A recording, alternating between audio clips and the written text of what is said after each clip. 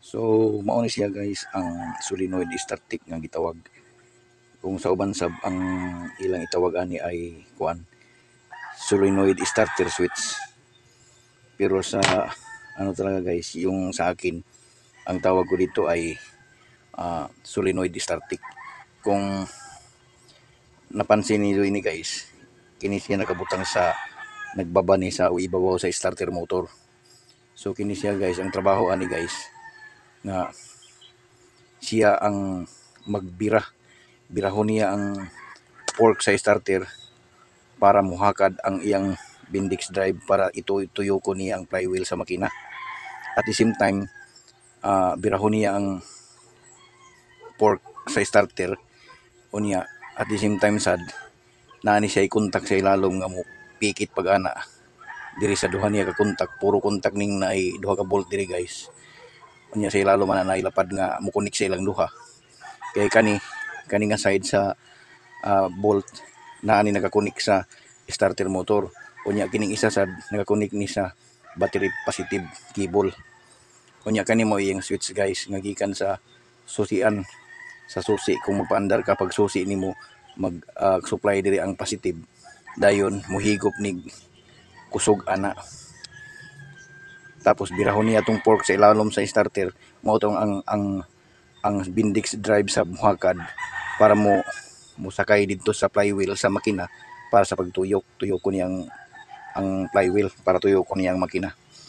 So ang kalimitan ini guys nganong masunog ni siya, ang pinakarason ini guys nga masunog ning winding sa ilalom sa dili pa day guys, kining solenoid static guys, duha ka klase ang winding iya ani sa ilalom guys. Bali ka ng primary winding niya nga dagko ang luga sa wire, mga nasa mga number 10 or number 12 ana kadagko unya. Mubo rasad ang iyang turns. So ibutang lang nato nasa mga 90 to 130 turns. Mao nang kusog kaayo pag supplyan gyud guys. Bali ang naka-connection ang kanang primary winding guys dinhi sa iyang sa side kini nga kuan guys, kini nga terminal nga nakakonekta sa motor starter, starting motor. Mao ni unya ang tumoy pod adto nga winding guys katong primary winding diri. So ang secondary winding guys nga pino medyo gamay-gamay og wire guys nga naa sa mga 250 to 350 turns nga murag naa sa mga number 20 ngadto sa number 22, depende sa pila ka voltahe guys ang gikabitan ani nga starter. So medyo dito kayo kusog ang magnet. Ang kusog yun siya mo hatag og magnetism guys katong primary winding kay mubura to unya dagko usab ng wire. So paghatag niya sa magnet guys, pag magnet niya ingana guys, unya ang duha ka kontak diri guys sa lubot aning startic guys.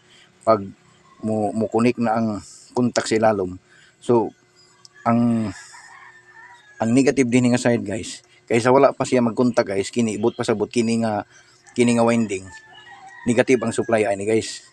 Pagpasa din sa positive gikan sa susi pag start nimo, so ang kini nga ang tumoy ani nga winding guys, ang primary winding, ang tumoy ani nga winding, bali connected pa siya sa negative. Kasi pag tanaw na to ang starter motor guys, naka-ground lang siya, di ba?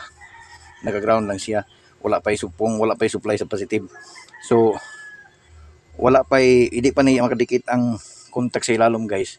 Kini siya nga terminal sa winding sa kaning primary winding, naka-negative pa ni siya guys. Dayon pag pikit niya guys sa contact sa ilalom, mahimo simpre kini guys positive manigikan sa cable sa battery. Pag contact niya guys, so bali ang positive diri mutabok diri, so bot pa sa bot mahimo na pud ni siyang positive. So bali wala na ikwenta ang primary winding, bali nahimo na pud ning positive siya ang tumoy ani kay nag-supply mga positive diri. Unya pag pikit niya diha sa duha ka kontak ani, nahimo pud ning positive, so wala na siya ikwenta. Bali nagkakwenta lang ni sa wala pa mo dapat ang kontak sa ilalom. So buto pa sa but, grabe ka kusog.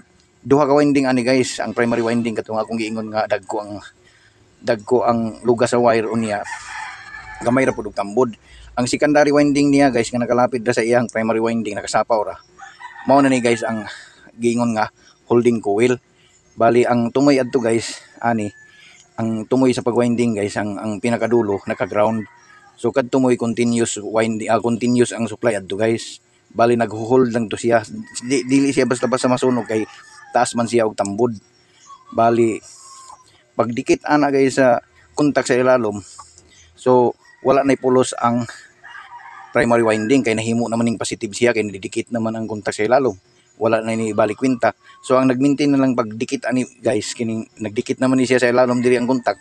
So ang nagpabili na lang sa pagpadikit sa iya ang kaninang secondary winding. Mao nang maintain siya gadikit hangtod nga dili nimo i-release ang starter nga kuan, starter key starter yung susi ba. Pag hangtod nga dili nimo i-release, dili po na siya mo release. So mao na nga ang trabaho ani guys, pag start ang primary winding nga dagko ang lugas, kuan pa siya, functional pa siya. Unya pagdagan sa kontak sa ilalom, mudikit na kining duha, dikitan na niya ning duha. So mawala ang function ani guys sa primary winding. Ang nagmaintain nilang pag nakadikit ang magnet nga nagmaintain sa iya kini ng secondary winding. So ang reason po ani guys nganong masunog ni siya nga solenoid ra man unta ni. Ang makasunogay lang ani guys sa winding ani kung hugaw ang kaning imong kontak sa ilalom guys. Hugaw siya unya magsige lang kag start, sige start, unya dili siya mo tuyok, bali sige lang og paka-paka ning iyang kontak sa ilalom pero dili makalapos ang positive. So meaning to say nga gamintin ra ni ang iyang negative diri nga side guys. So pirmi ka nag-supply og positive diri, unya gumikan sa kamubo sa iyang winding, unya dagko pa gyud og wire, mao nang ang tendency adto guys masunog ang winding, ang primary winding, madamay na sa pang secondary winding. So muna guys nga kuan para sa kaalaman sa lahat guys, pag may mga starter na ganyan lang guys, palaging pitik-pitik lang guys na hindi nakaikot yung makina, ay wag na ninyong sigihon, di na ninyo pagsigihon, ipatanaw na ninyo. Kay kung dili ninyo ipatanaw, unya sige lang mag-start unya magpitik-pitik lang. So ang tendency niyan guys, imbis na hugaw lang unta ni, sa bagay disposable man ni siya nga type guys nga solenoid, pero matanggal man ni og ligwatan ning daplin. Pagtanggal niya katong mga kontak niya sa ilalom kini o kani, unya katong lapad nga mag-ana-ana diri sa iya lang magpadikit sa ilang duha, limpyuhan lang to guys, okay na. Kaysa naman pilitin yung sige-sige ganyan, ay kung masunog ang winding ay malaking gasto kasi ito nagkakahalaga siguro ito ng mga mahigit 1,000, mga 1.5 siguro, depende sa anong klaseng starter at saka anong laki. So yun lang guys ang explanation ko about sa solenoid static, kung ano ang anong hitsura niya at kung ano ang function niya. So sana may naintindihan guys. Hanggang dito na lang, maraming salamat.